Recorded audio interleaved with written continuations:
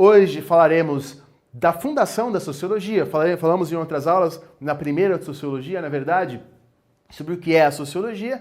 E hoje falaremos mais especificamente de Augusto ou de Auguste, né? Temos versões abrasileiradas do nome dele, do Comte, filósofo positivista, como era chamado, e ele é de fato o criador da sociologia. Então vamos falar de como era o método e os objetivos da sociologia quando ela é fundada, qual a linha metodológica da sociologia nos tempos de sua fundação. Muito bem, o Comte, portanto, é considerado o fundador da filosofia positiva, filosofia positivista. Alguns preferem, ao invés de positivista, o termo cientificista. Alguns preferem esse termo. O livro de Comte foi lançado em 42, ele é francês, e o livro se chama Curso de Filosofia Positiva. Dentro desse quadro, dentro da filosofia positivista, nasce a ciência sociologia, a sociologia como uma ciência. Muito bem, então vamos pegar um pouquinho das ideias do Comte. Nós falamos que o Comte, como um filósofo do século XIX, acreditava numa coisa chamada teleologia. Não confunda com teologia, é teleologia. Teleologia vem de telos, que tem a ver com finalidade, né? A direção a um determinado fim. Quando eu falo que ele era um filósofo que acreditava que tinha na base da sua filosofia a ideia de uma teleologia, eu quero dizer que ele acreditava que a história caminhava em uma direção. Ele tinha uma percepção de história ligada à ideia de progresso. Ele acreditava que a história começava num ponto, que essa história evoluiria, acreditava na ideia de evolução, no sentido mesmo de melhora das sociedades humanas, em direção a um fim, a um momento em que a história chegaria a um estágio de perfeição. Então veja, a teleologia e a ideia de progresso. Então, a ideia, retomando, deixando claro, de que a história tem um fim e que nós estamos progredindo em direção a esse fim. Comte acreditava nisso. Acho importante colocar como observação que hoje nós questionamos essa ideia de progresso. Geralmente é uma ideia um tanto quanto eurocêntrica, né? Ou seja, centrada na Europa, que acredita muitas vezes quando se fala em progresso que nós estamos caminhando, que o progresso é se tornar mais parecido com os Estados Unidos e com a Europa, e hoje nós questionamos isso. Né? Há um livro que virou filme, que é um romance, chamado A História Sem Fim, e que trata um pouco desse tema, questiona esse tema, pensa esse tema, vale como indicação. Muito bem, então o que é o progresso da história para o Comte? O que é essa teleologia para o Comte? Para o Comte, a história dos seres humanos tem 3 etapas. A história humana tem 3 eras, tem 3 momentos. A primeira etapa da história, a primeira era da história seria a era teológica, aqui teológica mesmo. Nessa época, que seria a antiguidade para ele, que seria a Idade Média, nesta época, as pessoas explicariam tudo pela religião. A religião seria a forma das pessoas explicarem todo o universo, todo o cosmos, toda a sua existência. Para ele, a segunda etapa da história humana, a segunda era da história humana, que viria sobretudo depois do Iluminismo e da Revolução Francesa, seria a era metafísica. A partir do Iluminismo e da Revolução Francesa, os homens estariam melhores, na visão dele, evidentemente.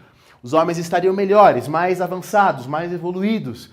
E nessa era metafísica, os homens não explicariam mais o mundo pela religião, e sim pela filosofia, pela ideia de direitos naturais, tudo mais. Para ele isso era melhor do que isso. Mas, a partir do século XIX, os homens estariam avançando para a terceira era da história humana, a terceira etapa da história humana, que seria a etapa perfeita, que é a etapa positiva. Na etapa positiva, não existiria mais religião, não existiria mais filosofia. Os homens explicariam o mundo única e exclusivamente pela ciência. O nosso pensamento seria um pensamento que hoje nós chamaríamos de técnico, pragmático, um pensamento que não erra, um pensamento que não especula, um pensamento que seria absolutamente direto. Então veja, para ele a história é um progresso, é uma escadinha, que viria da época menos avançada, teológica, para a mais avançada, positiva. Na primeira explicaríamos tudo pela religião, depois pela filosofia, depois pela ciência. Vale fazer mais uma pequena observação. Hoje, nós evidentemente contestamos essa ideia Evidentemente, não mais associamos necessariamente a religião ao atraso. Hoje também nós sabemos que a ciência muitas vezes tem um lado dogmático, que a ciência muitas vezes é tão incerta quanto a filosofia, se você for diferenciar ciência e filosofia como ele fazia. Hoje sabemos que a ciência não é tão exata quanto imaginávamos, e hoje nós trabalhamos muito mais com várias racionalidades do que pensar a ciência com a melhor racionalidade mais correta. Mas isso é só observação, tá bom? Vamos voltar ao pensamento dele. Muito bem. Então temos este progresso. A última etapa da história seria a etapa positiva. Para ele, nós deveríamos trabalhar para chegarmos a esta etapa, excluindo a religião. Uma etapa dominada pela ciência. No plano material, logicamente, era uma etapa industrial, uma etapa ligada à indústria, onde os homens, uma sociedade industrial. Para ele, os políticos, esses políticos que ficam debatendo, que ele chama de metafísicos, liga eles à coisa da filosofia, para ele esses políticos deveriam ser expulsos, deveriam ser excluídos e deveríamos ser governados por uma ditadura republicana, ou seja, uma ditadura voltada para o bem comum, res comum, né? A coisa pública, res pública, a coisa pública. Deveríamos ser governados por uma ditadura republicana tecnocrática, ou seja, os governantes deveriam ser homens ligados à ciência, tecnocratas. Para ele, deveríamos ter, isso é até pode-se dizer, uma contribuição muito importante do positivismo, um ensino laico, público, gratuito e universal, que garantisse a ascensão da ciência como determinante na nossa forma de pensamento. Então, para ele, essa seria a sociedade perfeita para a qual deveríamos caminhar. Algumas observações, então. Evidentemente, esta visão de progresso é eurocêntrica. Evidentemente, se ele fala que estamos fazendo essa passagem, veja que eu falei, a partir da Revolução Francesa, metafísica, depois positivista. Obviamente, ele está pensando apenas na Europa. E ele está pegando a Europa como se ela fosse o modelo para o mundo inteiro. Obviamente, essa interpretação de história dele não se encaixa de forma alguma na África, na Ásia, na verdade, na maior parte do mundo. É uma visão de mundo eurocêntrica, ou seja, centrada na Europa e que despreza, não considera suficientemente outros povos. Evidentemente que, como você sabe, esse pensamento influenciou muito o Brasil. Os nossos militares que proclamaram a República eram muito influenciados pela ideia positivista, inclusive a nossa bandeira está com o lema do positivismo, que já veremos. Muito bem. E você viu tudo isso que eu falei, você deve estar pensando, legal, Daniel, mas o que a sociologia tem a ver com isso? Onde nesse contexto entra a fundação e os métodos sociológicos positivistas?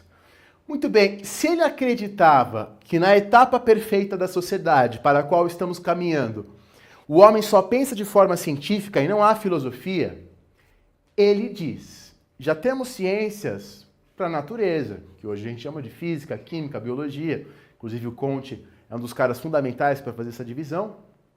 Ele fala, nós precisamos de uma ciência das humanidades, ou seja, uma ciência que trate a sociedade assim como a física trata a natureza, como a biologia trata a natureza, uma ciência objetiva. No dizer dele, para evitar os problemas no estágio positivo da sociedade, é preciso uma ciência positiva, nos moldes das ciências naturais. Então ele propôs o que ele mesmo chamou de física social. Uma análise da sociedade semelhante à análise física da natureza.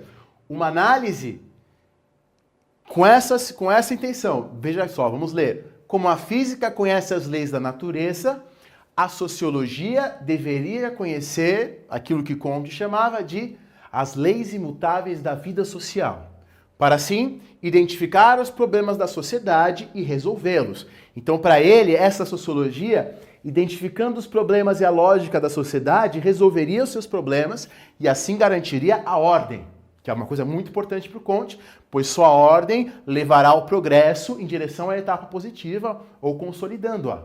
Então, veja que a sociologia nasce com uma função essencialmente conservadora.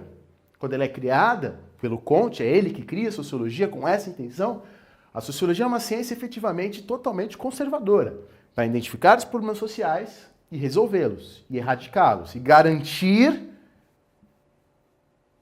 este progresso que ele idealizava, que tinha a ver com progresso em relação a uma sociedade industrial. Efetivamente, a visão que ele tinha da sociologia não é de uma sociologia engajada, ligada à política, na percepção dele, mas de uma ciência totalmente objetiva. Quer dizer, a ideia dele é que eu, sociólogo, estudando a sociedade, não me envolva com ela, seja absolutamente, como a gente diria hoje, imparcial, objetivo, tratasse a sociedade como uma coisa à parte, como se eu, no momento em que trabalhasse essa sociedade, me desligasse dela. Hoje, a gente critica isso, a gente até fala assim, por mais que a gente busque essa objetividade, essa neutralidade, que muitos dizem que deve ser sim buscada, a gente nunca entrará nela totalmente, pois gostando ou não, a gente está preso à sociedade que a gente quer analisar.